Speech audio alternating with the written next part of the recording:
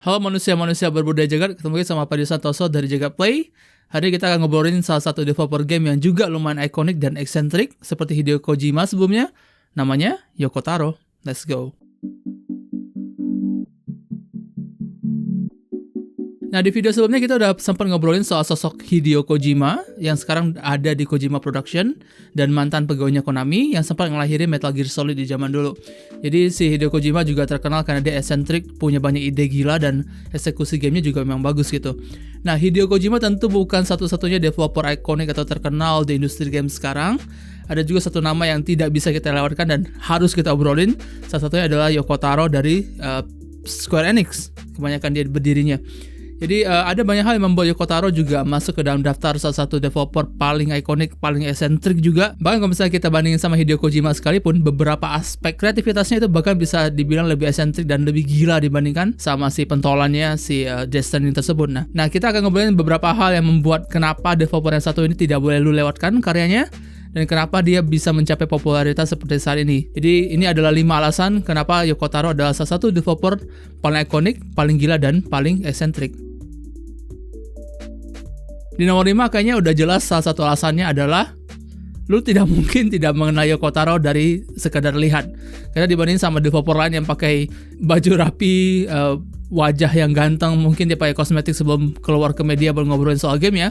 Yoko Taro selalu datang dengan topeng bernama Emil dari seri Nier yang bentuknya memang kayak bulan yang tercederai gitu lah dengan mata gede sendiri. Jadi dia bisa dibilang selama proses memperkenalkan Nier ke publik dia tidak pernah mencabut topengnya dan selalu datang dengan topeng yang lu lihat di gambar ini gitu. Jadi setiap kali dia konferensi pers, setiap kali dia berusaha ngejual Nier ke pasaran, setiap kali dia memperkenalkan game baru yang bahkan bukan Nier sekalipun, dia akan menggunakan topeng yang satu ini yang memang menjadi karakter tersendiri di Nier gitu.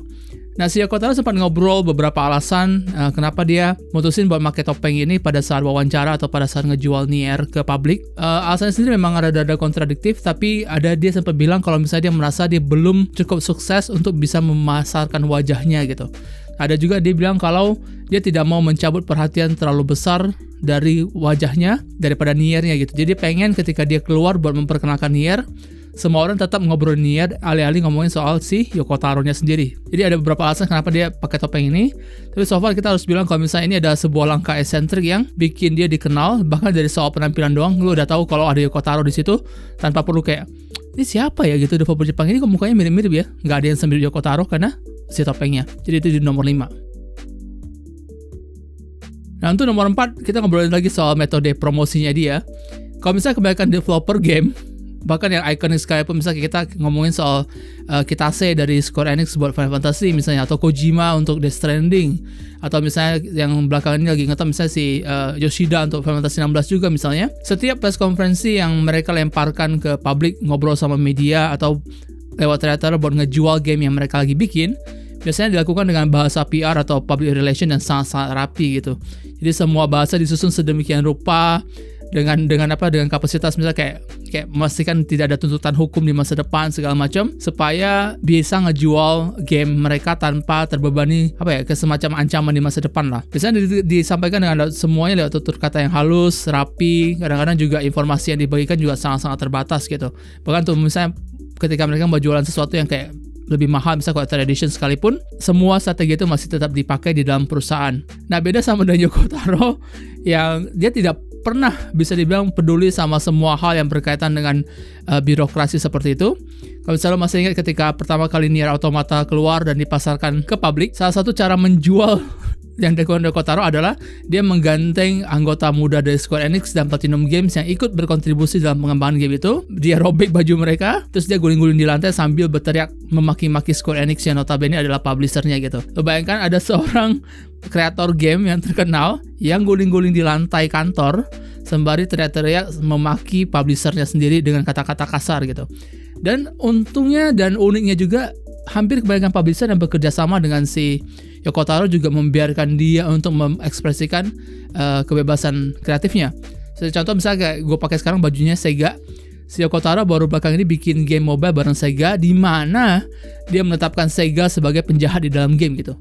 Lo akan jarang ketemu situasi di mana ada perusahaan Jepang yang membiarkan citra dirinya itu diposisikan sebagai tokoh antagonis di dalam game, kecuali kalau misalnya sesuatu yang diminta sama orang-orang selevel si Yoko Taro. Jadi ini adalah kreator yang nggak takut buat bikin publisher di mana dia bernaung tuh punya citra buruk hanya untuk menjual gamenya.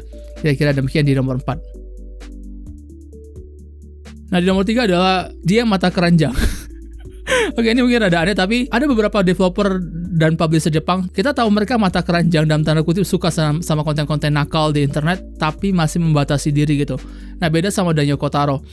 Yoko Taro sejak awal misalnya ketika lu melihat Nier Automata, lu lihat desain karakter utamanya kayak 2B atau A2 misalnya, jelas bahwa ada usaha untuk menjual sensualitas di atas permukaan dasar untuk buat gamenya menarik perhatian gamer gitu. Tapi ketika lu menyelami gamenya, lu akan ketemu sama sesuatu yang jauh lebih dalam dari sisi cerita ataupun bahkan filosofi di dalamnya. Nah, untuk masalah permukaan, karakter desain 2B yang super seksi, di mana lu bisa bahkan melihat postur tubuh yang bahkan lebih lengkap, lebih jelas dengan bagian tubuh yang mengkilap sekalipun, Yoko Taro termasuk salah satu developer yang justru sangat menerima semacam artwork, sejenis kontribusi kreatif dari komunitas yang bahkan membawa level sensualitas tersebut lebih tinggi lagi via gambar-gambar 2 dimensi ataupun 3 dimensi gitu. Dia termasuk developer yang merasa kayak, ya udah kalau misalnya lu suka sama karakternya, lu pengen bikin sesuatu yang bahkan lebih nakal, lebih sensual gitu, silakan lemparkan itu ke internet dan tag dia gitu. Dia secara terbuka mengakui kalau dia sangat-sangat menyukai konten seperti itu. Terus juga lu gak akan sulit bertemu dengan Yoko Taro nge-like account cosplayer yang secara terbuka juga identik sama karakter-karakter Nier, misalnya kayak 2B atau Kane untuk Nier Remaster misalnya. Jadi dia termasuk salah satu developer yang sangat-sangat menghargai kontribusi sensualitas yang kian ditingkatkan dari desain karakternya dia di internet, yang bahkan kalau misalnya lo ketemu di Twitter, lo akan bisa lihat sebetulnya kayak Yoko Taro like this, like that, tweet yang memang bersinggungan ke arah situ gitu. Jadi itu juga termasuk salah satu pendekatan terbuka yang cukup unik dari si Yoko Taro. Nah, nomor 2 bisa dibilang berkaitan juga sama nomor 4 yang tadi. Yoko Taro termasuk salah satu developer yang super jujur waktu wawancara. Jadi, seperti yang gue bilang tadi, berbeda sama publisher atau developer lain, walaupun yang udah ikonik dan punya nama besar, mereka masih terperangkap dan masih terperangkap dalam bahasa PR lah. Ada banyak pihak yang harus mereka pikirkan, ada banyak departemen yang mesti mereka harus komunikasikan, kira-kira gue boleh nggak sih ngomong ini, gue boleh nggak sih ngomong itu, dan biasanya akan melahirkan bahasa-bahasa sopan yang tidak punya esensi informasi yang banyak yang bisa kita gali gitu. Nah, beda sama dari Yoko Taro. Kalau misalnya lu ketemu sama wawancara Yoko Taro dengan media Jepang sekalipun atau media asing sekalipun, termasuk kita sempat wawancara tertulis juga sama dia. Dia termasuk developer yang berkata jujur seadanya kalau misalnya dia merasa itu memang yang terjadi gitu. Jadi ketika orang bertanya kepada dia apakah akan ada seri Nier atau enggak, dia akan bilang kalau ya kita nggak tahu gitu, Square Enix yang bayar, Square Enix yang biayain, jadi semua terserah Square Enix. Kalau misalnya Square Enix mau kasih gue duit bikin Nier, ya gue akan bikin. Kalau misalnya mereka nggak kasih gue duit, gue nggak akan bikin gitu. Pernyataan kayak gini yang bikin informasi yang datang dari Yoko Taro setiap kali promosi Nier ataupun game-game terbaru lainnya itu biasanya akan sangat-sangat jauh lebih menyegarkan dan lebih fun dibandingkan sama developer yang lain gitu. Dia juga sempat ditanya kalau nggak salah juga soal kenapa di beberapa gamenya misalnya kayak Nier, dia selalu menyertakan sebuah novel tertulis soal nasib-nasib karakternya. Jadi nasib karakternya itu tidak digambarkan via animasi, tapi cuma lewat tulisan novel doang dalam bentuk background hitam, tertata rapi, dan sedikit soundtrack gitu buat memicu emosi lo. Dan so far presentasi kayak gini benar-benar bikin emosi lo juga jauh lebih efektif daripada sekedar animasi. Nah, kita pernah tanya soal itu ke dia soal konsep kayak gini via wawancara tertulis. Dan Yoko Taro cuma bilang kalau ya sebenarnya gue nggak ada niat apa-apa gitu. Gue cuma bikin itu halaman hitam karena budget gue terbatas. Jadi gue nggak usah animasi apapun, gue nggak usah desain karakter, bikin animasi yang mahal. Budget gue terbatas, itu gampang dan itu efektif. Udah gitu dong. Jadi lu kan jarang ketemu sama developer yang berbicara seterang-terang dan seenak jidat yang dia mau dan tidak lagi terperangkap sama bahasa PR doang. Cuma Yoko Taro yang salah satu yang bisa ngelakuin itu gitu. Nah, di nomor 1 yang paling fantastis dari seorang Yoko Taro adalah terlepas dari semua keanehan yang kita bicara dari 4 poin sebelumnya, ini orang benar-benar jenius kalau misalnya pernah main salah satu produknya, termasuk untuk Nier Automata. Kenapa?